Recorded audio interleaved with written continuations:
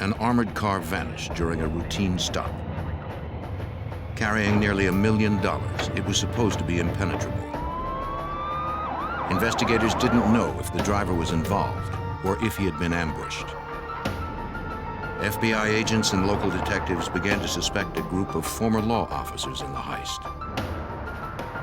It would take determination and high technology to track the robbers and make them pay for their silent strike.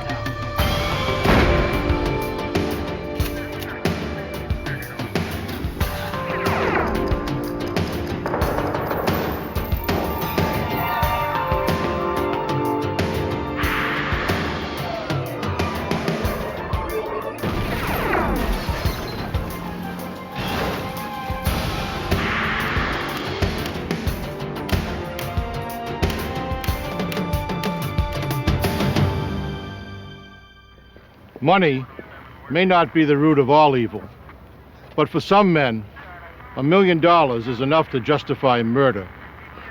Even men sworn to uphold the law can sometimes be tempted. I'm Jim Kallstrom, former head of the FBI's New York office.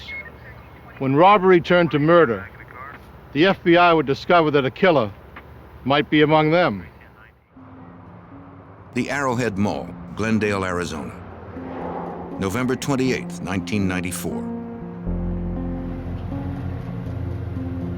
At 1:30 p.m., a van pulled up outside a department store at the mall.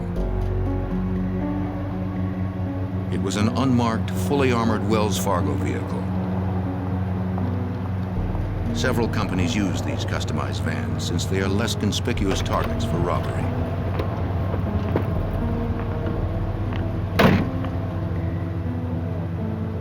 Following company protocol, the driver remained inside the van while the courier went to pick up cash from the store. The van was bulletproof, and its doors could not be forced open from the outside. Inside the department store office, the courier exchanged empty bags for those filled with the weekend's receipts. It was the Monday after Thanksgiving.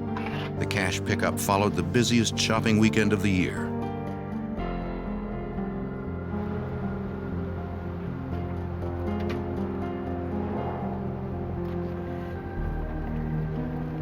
When the courier returned to the parking lot minutes later, the armored van and the driver were gone. He notified police immediately. The 911 call came to the Glendale, Arizona Police Department. They dispatched units to the scene and sent word to the FBI. The nearest FBI field office is in Phoenix, 20 miles from the mall.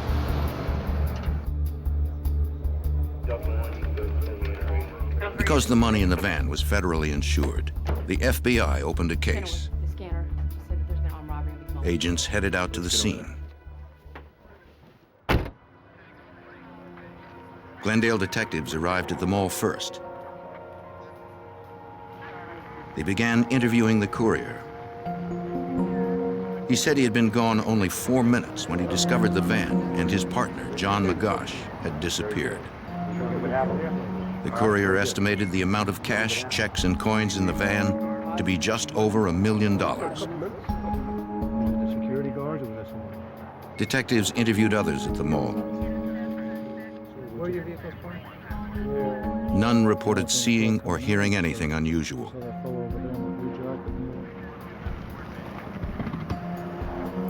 FBI agents soon arrived from Phoenix.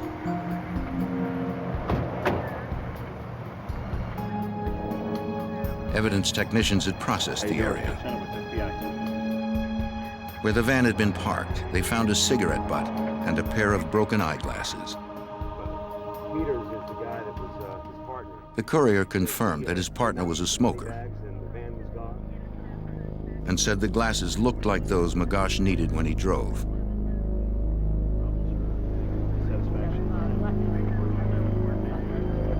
The technicians collected and marked the items as evidence.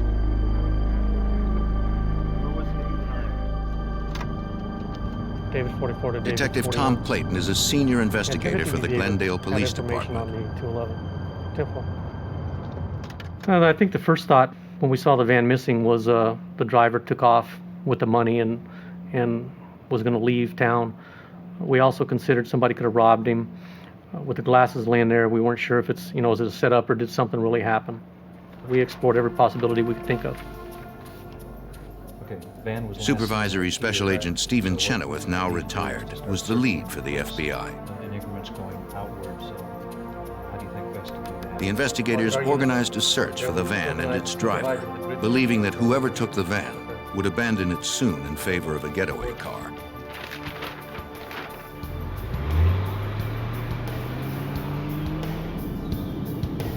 They dispatched some officers to begin a ground search around the mall.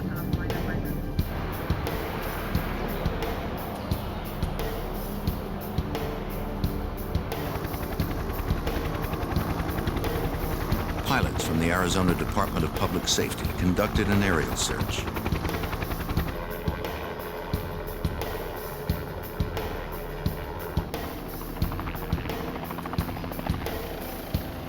The DPS officers began at the mall, then widened their search in concentric circles, looking for the van in the surrounding neighborhoods.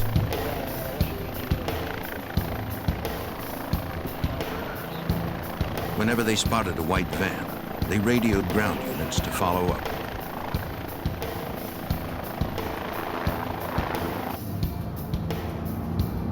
Special Agent Chenoweth and the others knew most armored car robberies are inside jobs or armed ambushes. Witnesses hadn't heard shooting. Perhaps the driver had decided to trade his hourly wage for $1 million.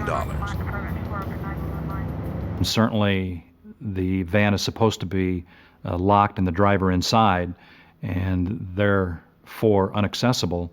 The fact that the van is missing would lead us to initially at least think about the possibility of the guard driver being involved. Investigators sought more information on the missing driver. We investigated John Magosh. First off, we started running his name in the computer to see if we could find any arrests or if he had a criminal history. We started through the Wells Fargo file, his employment file, looking for relatives, friends, where he lived. After securing a search warrant, investigators traveled to his apartment. His landlady let them in. The investigators were looking for evidence that Magosh had planned the robbery.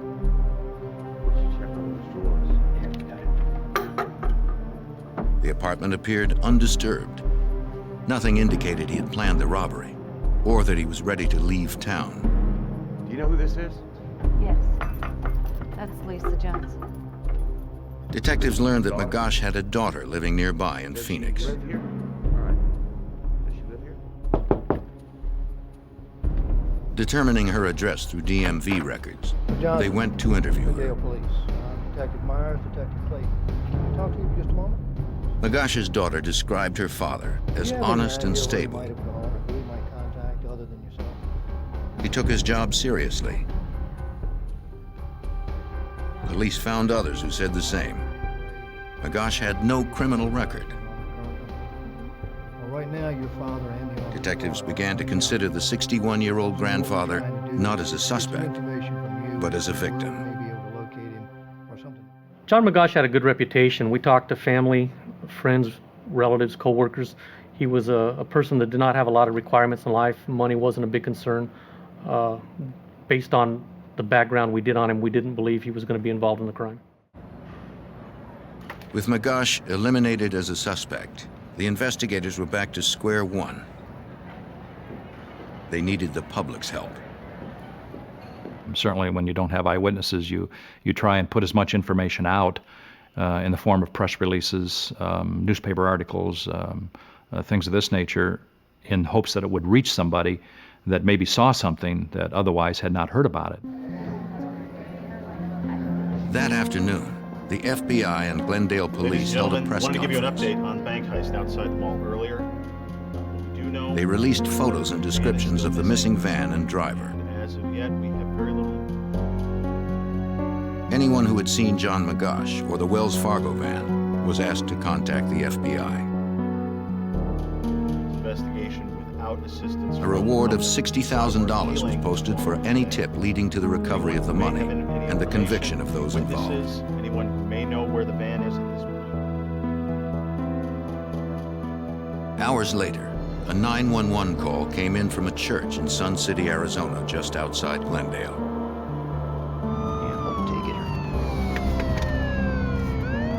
The caller reported a van idling in the church's parking lot.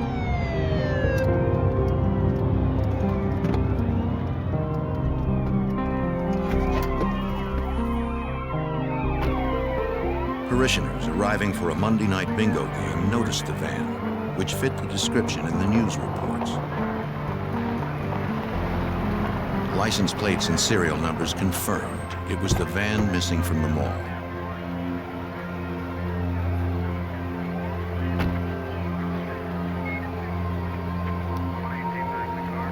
Investigators approached cautiously, not knowing who or what was inside.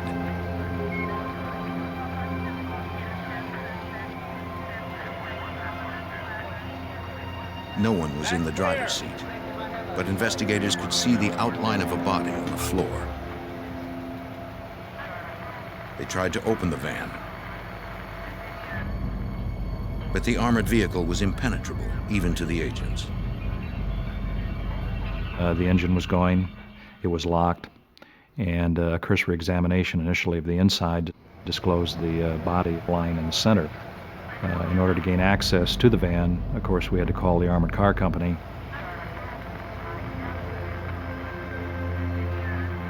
No one at the church had seen who left the van or what vehicle they used to get away. Notice anybody else around? Checking the body through the window, police could see blood on the chest near a Wells Fargo badge. There was no sign of breathing.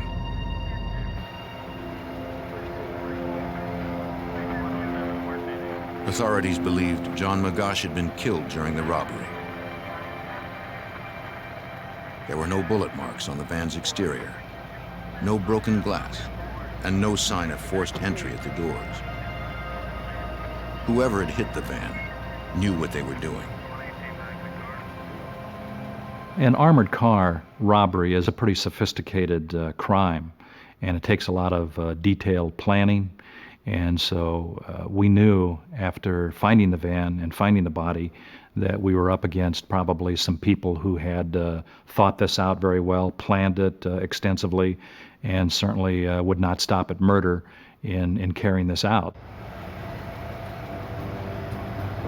Investigators needed to get inside the van to know what happened.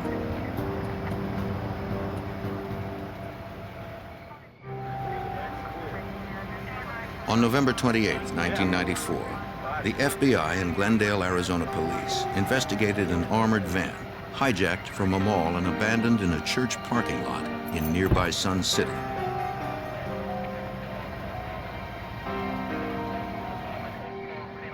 The driver, 61-year-old John Magosh, lay dead in the cab. He had been shot once in the head, but his death was not instantaneous. Technicians noted aspirated blood spatter, indicating Magosh had continued breathing after being shot.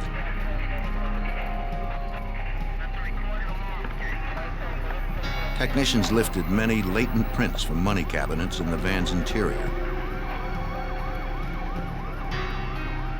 These would be compared to known prints of employees.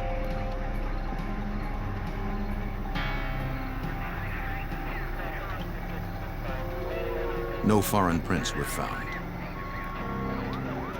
No hairs or fibers pointed toward a suspect either. Inside the van, investigators found $132,000 in coins. The cash and checks, estimated at $920,000, were gone.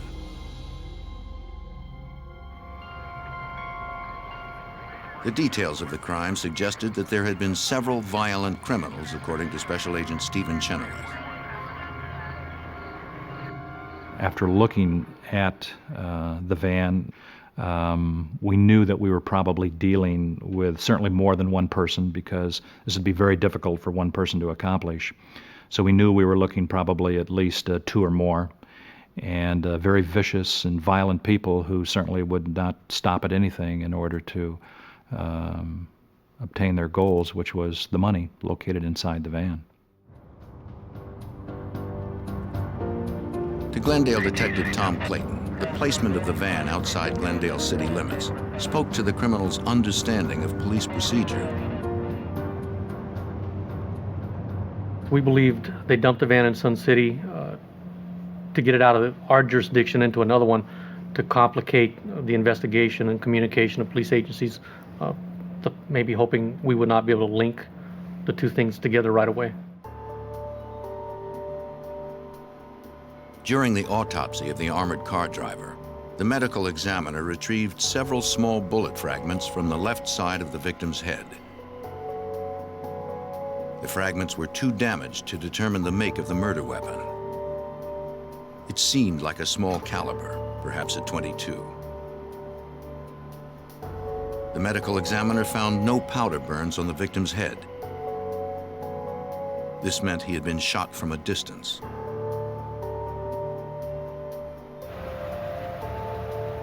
Magosh's partner said the driver often smoked a cigarette while waiting in the van. Though it was against company policy, he usually opened his door to let the smoke out. Investigators believed the killers knew this and shot him when he opened the door. Because of his experience tracking down elusive criminals, now retired FBI Special Agent Ron Meyers was transferred from the Fugitive Task Force to work the case. From the beginning, he knew they were not hunting amateurs. One of the things they did that made us think that they were professionals was the manner in which they did the robbery. They picked an isolated part of the shopping center where not many people parked, where there wouldn't be many witnesses. They drove through the type of neighborhoods where there weren't many people out during the day, and they picked an empty parking lot of a church that had no one at it during the day. Go right in here, sir. Investigators received dozens of calls to their tip line. One witness came forward, claiming to have some information that might be helpful. He said he had seen a white van quickly leaving the mall at the time in question. A red pickup truck followed not far behind, but he wasn't sure if the two vehicles were together. Investigators were frustrated that no one saw the actual ambush at the mall. We couldn't find any eyewitnesses. And when you don't really know what happened, or you don't have somebody that can tell you what maybe transpired with the van, it's a mystery.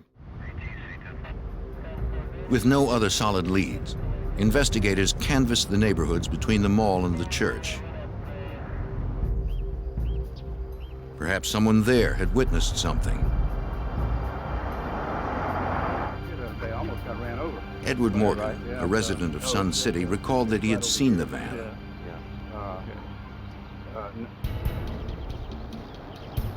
On the afternoon of November 28th, Mr. Morgan was returning from the post office when he noticed the van. And Mr. Morgan stopped because he thought they weren't going to stop for the stop sign and was afraid he'd be hit. At that time, he noticed the white van with this red truck shortly behind it, both speeding through the intersection and driving off. And he thought that was kind of unusual, not only the way they were driving, but the way that the red truck seemed to be following the white van. I think they were doing. Mr. Morgan couldn't recall details of license plates or the face of the van's passenger. What I thought of that. Desperate for a break, investigators wanted to place him under hypnosis to jog his memory.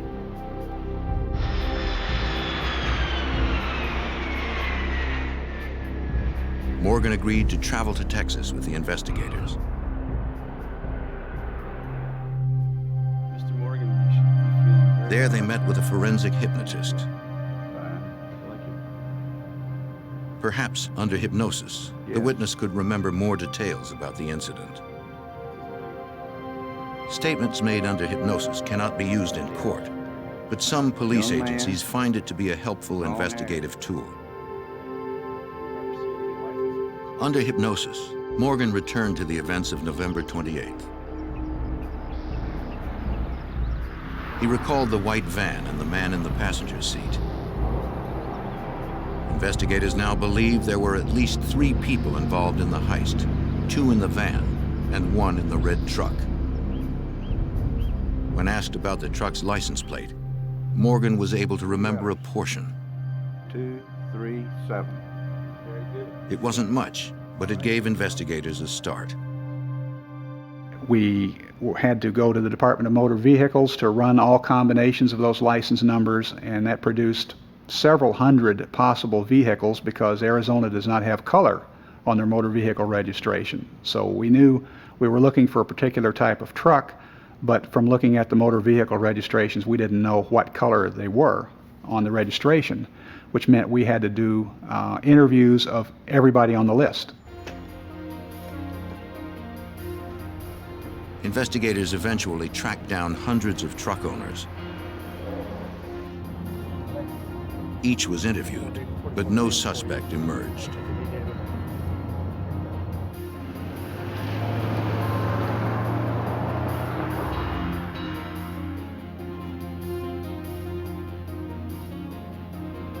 With his refreshed memory of the van's passenger, Morgan worked with a police sketch artist. There was no guarantee that the details recalled through hypnosis were accurate, but authorities were ready to try almost anything. The FBI released the drawing to the media. For nearly a month now, police and FBI have continued looking for suspects in the global armored The FBI and Glendale, Arizona police believed 3 men were involved in the robbery homicide. Yet as the end of 1994 approached, they still didn't have suspects.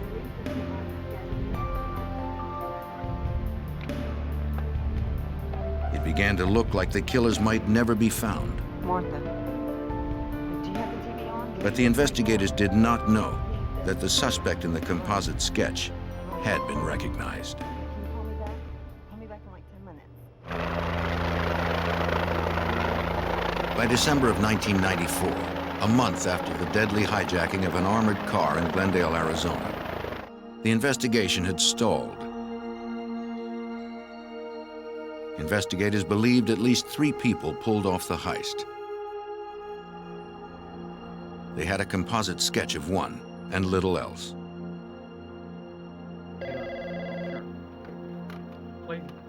Then, on December 31st, the investigators received a call. A Mesa, Arizona detective had been told that a local woman had information about the crime. Find out, we'll be in touch. Okay, thanks. A background check showed that the woman had a suspended license. This would make it easy to bring her in for questioning without arousing suspicions. The FBI asked local law enforcement to pick her up on the suspended license charge.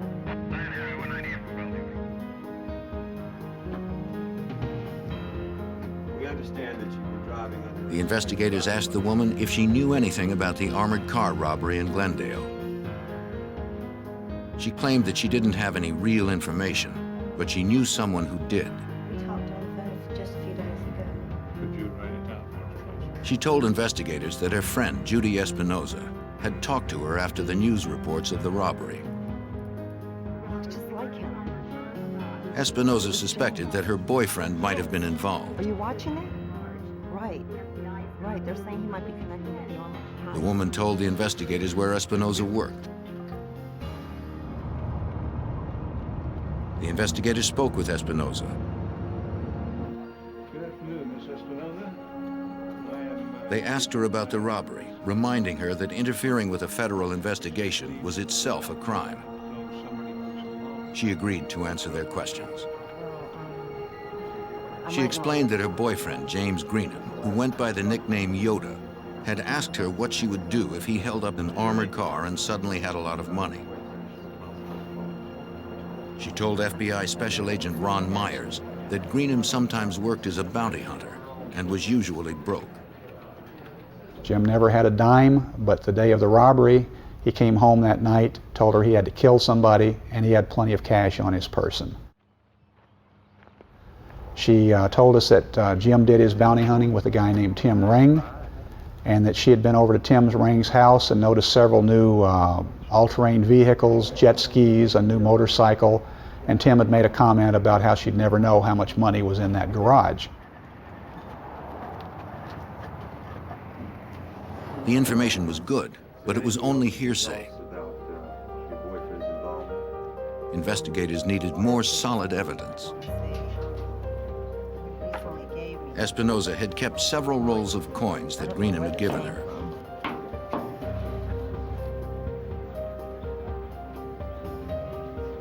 The wrappers were consistent with those used by merchants on the armored van's route. More than a month after the crime, the investigators finally had names. They looked into the two suspects' backgrounds. FBI Special Agent Stephen Chenoweth was familiar with the name of one of the men. Tim Ring had been used as an informant in other FBI cases.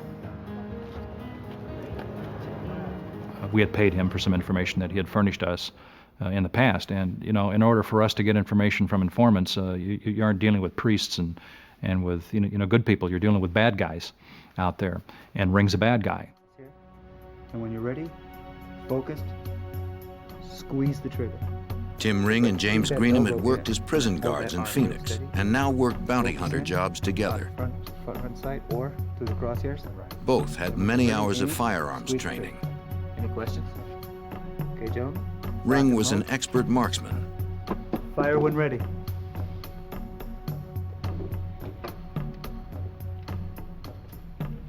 Pursuing bounty hunters would be dangerous.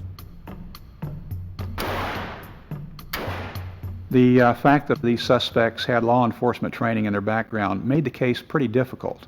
For one, they would be schooled in surveillance techniques. If they were looking for somebody following them, they'd know what to look for. They'd know what to expect anybody following them to do. So we had to be very cautious when we were following them around.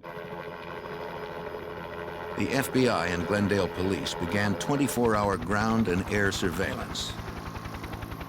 They had to be covert. You know, if they're looking for air surveillance, they're looking up, you know. Well, we're way over here because we can't see anything if we're right up here, you know. So we're way over here, way over here. The agents wanted to see how the pair earned money and how much they spent. At the time that we were following Mr. Greenham and Mr. Ring around, neither one was gainfully employed that we could tell. They had no income coming in from any legitimate sources, yet we observed them spending a lot of money. Ring overhauled his truck and Greenham got a new apartment. Both bought motorcycles. Agents tracked their purchases. It seemed the suspects did not exceed a certain level in order to avoid the attention of the Internal Revenue Service. Okay. And they always seemed to be careful whenever they spent their money to stay under the $10,000 limit, knowing that if they spent more than that in cash, the expenditure would be reported by the businesses to the IRS.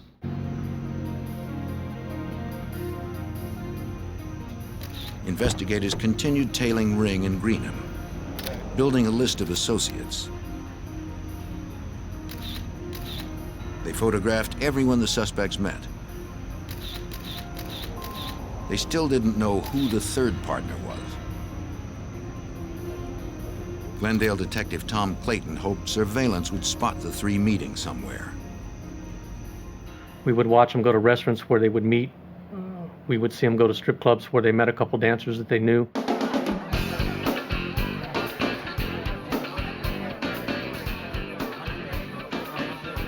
Everywhere they went, the suspects spent a lot of cash, unaware that investigators were watching. Circumstantial evidence linked them to the robbery and homicide. But the FBI and Glendale police still didn't know exactly what had happened and who else was involved.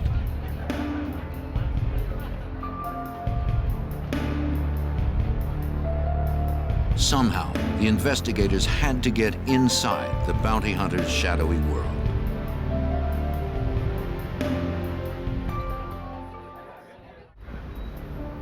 As the FBI and Glendale, Arizona police continued to investigate a deadly armored car heist, they got a tip from an associate of their two main suspects.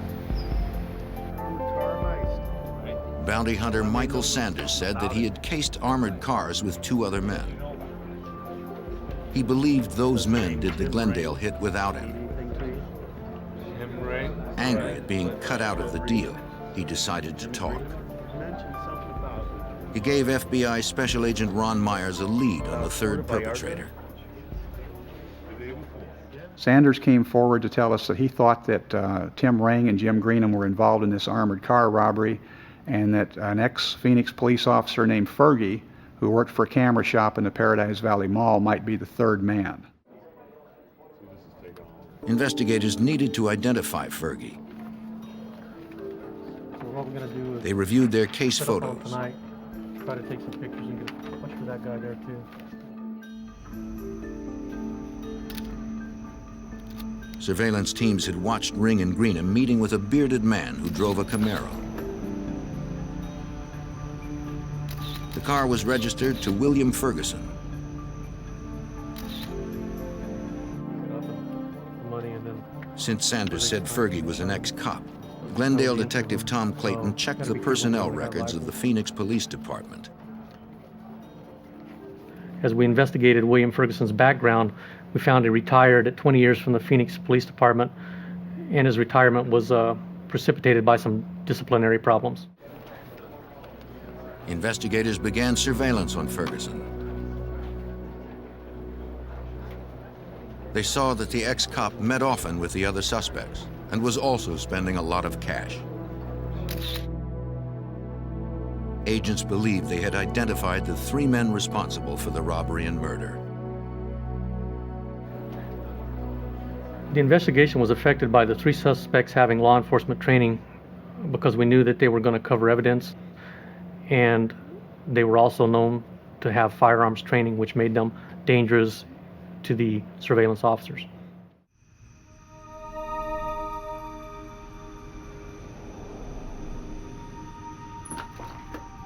Detectives and agents needed evidence linking the men to the crime.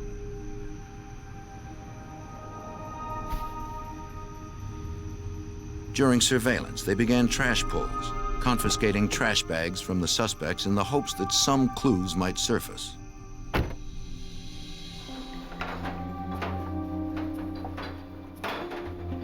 FBI technicians examined the trash.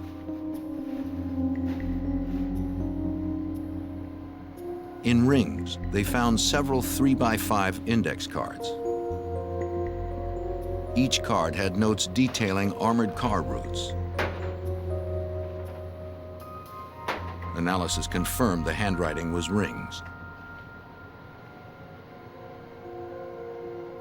But investigators needed more. They wanted tapes of the suspects discussing the crime. All three men had keys to James Greenham's apartment. FBI Special Agent Stephen Chenoweth believed they used the apartment as headquarters. Timothy Ring was married, had a wife, children, and I think the likelihood of discussions occurring in regards to this armored car robbery at his house were somewhat remote. But we felt that they were occurring at Greenham's residence, so that was the impetus for which we decided to go ahead and proceed and place a listening device inside the apartment of Greenham. Special Agent Meyers was part of the team that entered the apartment to place the bug. When we opened the door to go in, an alarm went off immediately, at which point we shut the door and exited the area. We had to come back at a later time with an expert in alarms, and when we went in the door that time, we learned that it was just a real simple motion detector sitting on top of the refrigerator, and all we had to do was just flip the off switch. Wasn't anything sophisticated at all.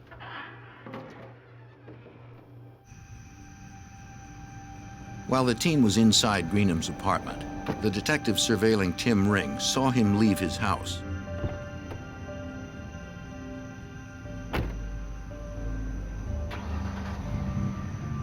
Ring owned a red truck like the one reportedly seen following the van. The detective trailed behind Ring. After a few turns, he realized where the suspect was headed.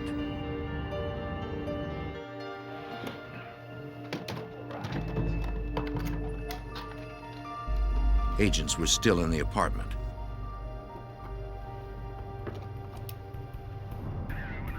Tim Ring was headed that way. Ring often went to Greenham's place, even when Greenham was out. If he went to the apartment, he would interrupt the planting of the bug. His license is under suspension. Then run his place. The team inside needed more time. I'll pull him over and hold him until you get her. The detective called in a uniformed officer to stop Ring for speeding. Anything to delay the suspect.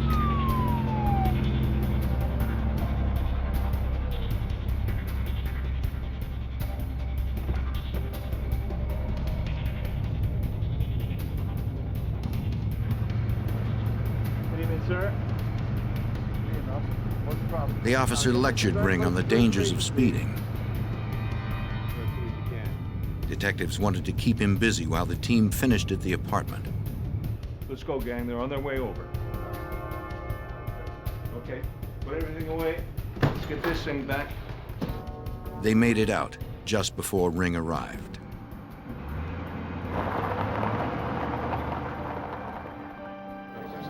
Some notices in the rec center. Investigators also tapped the home and cellular phones of the two other suspects. To get them talking, Supervisory Special Agent Stephen Chenoweth released false information about the case. We decided to make a press release talking about the investigation, which we thought when they would hear would certainly generate some telephone conversations and other discussions amongst these three suspects. And it did have its desired effect in that they did talk about the information that we released and how accurate they thought it was and whether or not we were on the right trail and whether or not they thought we were getting close to them.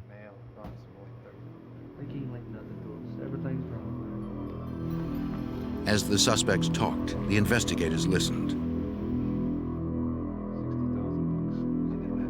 We didn't get an actual confession where they said, I did the armored car robbery. What we got were several conversations among themselves about different aspects of the case. They would always listen to the news, follow any printed reports or follow any television stories, and as soon as anything would appear on TV, they'd call each other. And they'd make comments like, well, this isn't the way it happened. You know, they'll never find that license plate. The evidence against the suspects was building. Man, you seen Judy lately? But prosecutors wanted more direct statements about the crime before they ordered arrests.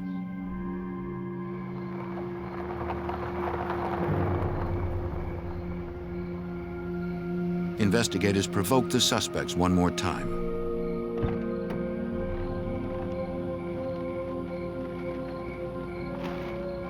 A Glendale detective went to James Greenham's apartment when the suspect was out. On the door, he left his business card with the note, Lead 173. Investigators watched Greenham's response to the card. He knew what the note meant. The authorities considered him a lead. Greenham became distraught. He sped away from his apartment, calling Tim Ring on his cell phone.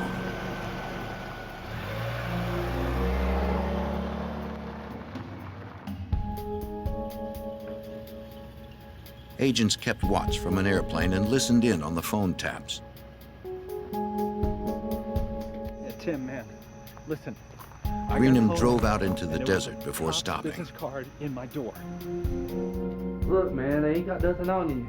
Don't worry about it. Ring tried to calm Greenham down, promising that the authorities had nothing on them. Everything's. Don't worry about it. But Greenham said he was scared. I can't do this anymore. He even threatened to commit suicide. Just don't do something Finally, stupid. Ring talked Greenham down, convincing him the authorities were not onto them. But if I see one more cop, Greenham said that if another cop contacted him, he was going to bury the money. It seemed a direct reference to the crime.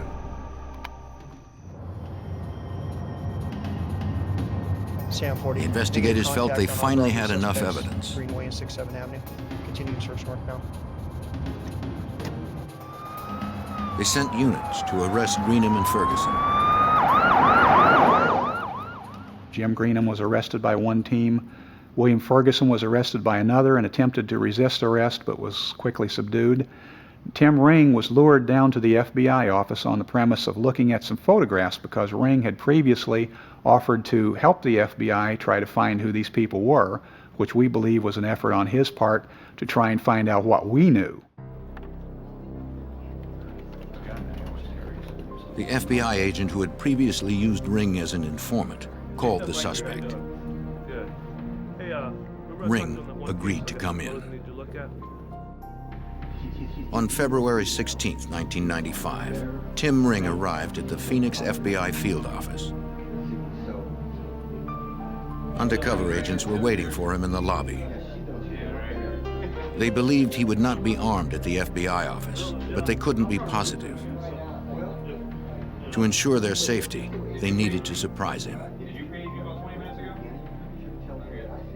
We had two big burly defensive tactics instructors, one of which was a guy with 25 years of martial arts expertise who came up and blopped him in the head and knocked him down like a sack of potatoes before he knew what he was doing.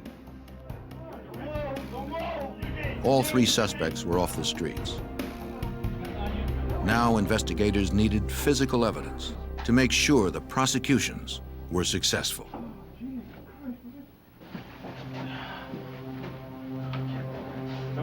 On February 16, 1995, after arresting 3 men for an armored car robbery and murder, FBI agents and Glendale, Arizona detectives searched the suspects' residences.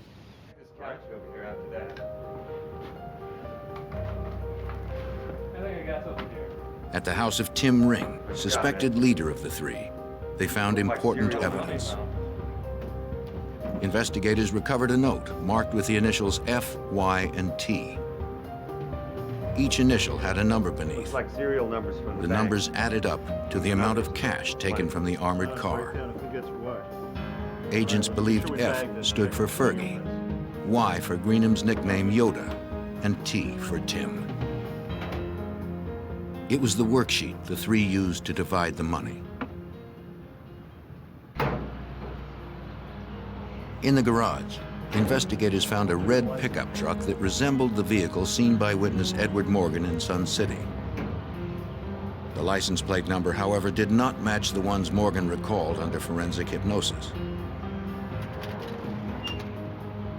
Ring kept several weapons and plenty of ammunition at his house.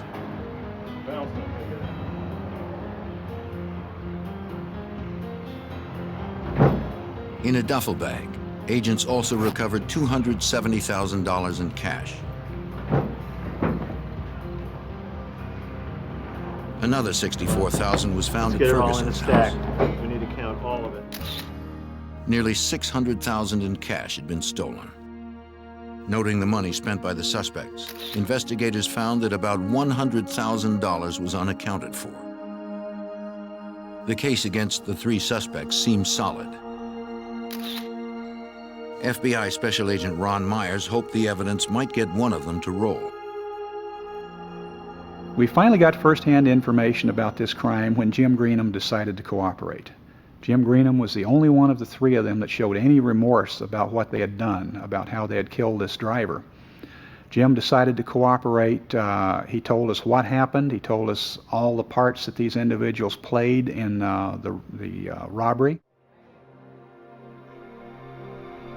Greenham met with the investigators and explained that the planning started in the fall of 1994. Ferguson and I just watched when Tim Ring had the idea to hit an armored car. I wasn't crazy about the fact that he was going to kill him. What were you planning on So they doing? began to case Wells Fargo vehicles.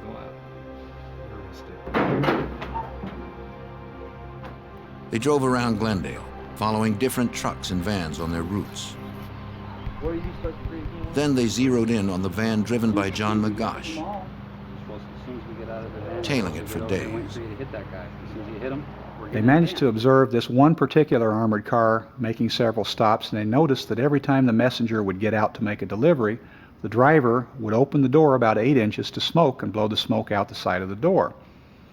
They observed the driver at several stops, and they noticed this one particular stop on the back side of a shopping center, and noticed that he always parked in the same position.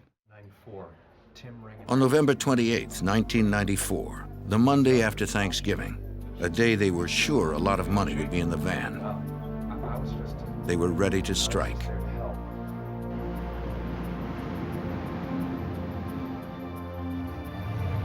James Greenham and William Ferguson waited unnoticed by the store.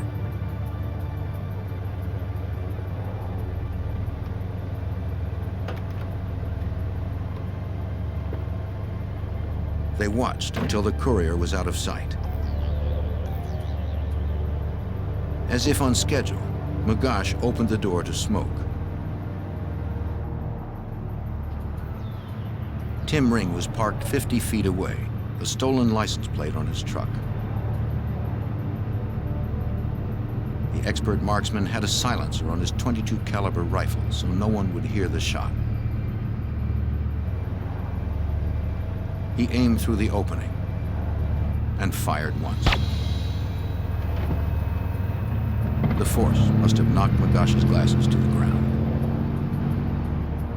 With the driver down, the van was unprotected. No one noticed the vehicle speed away.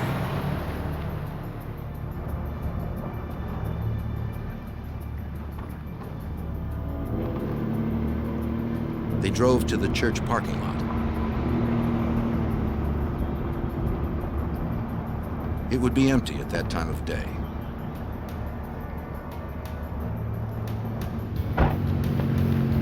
They transferred the money and checks to the pickup. They knew authorities would be searching for the van.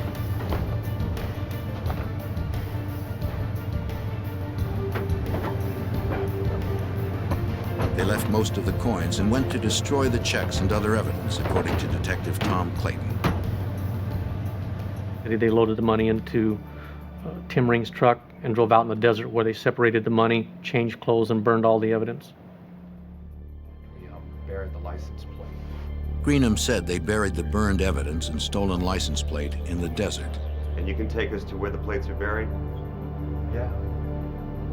Special Agent Stephen Chenoweth wondered if it was the plate witnessed by Edward Morgan.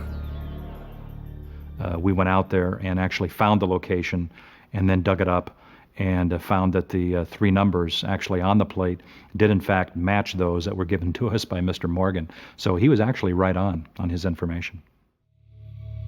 James Greenham pled guilty to second-degree murder and armed robbery and is serving 27.5 years. William Ferguson pled guilty to armed robbery and accessory after the fact and is doing 17 years. On December 6, 1996, Tim Ring was found guilty of first-degree murder, conspiracy, and burglary. Anytime that you have somebody actually assassinate a driver like this, it's a very heinous crime, and you certainly want to expend all of your resources in an effort to identify the people involved and put them behind bars. For his crimes, Ring received the death penalty. He currently awaits execution at the Arizona State Prison in Florence.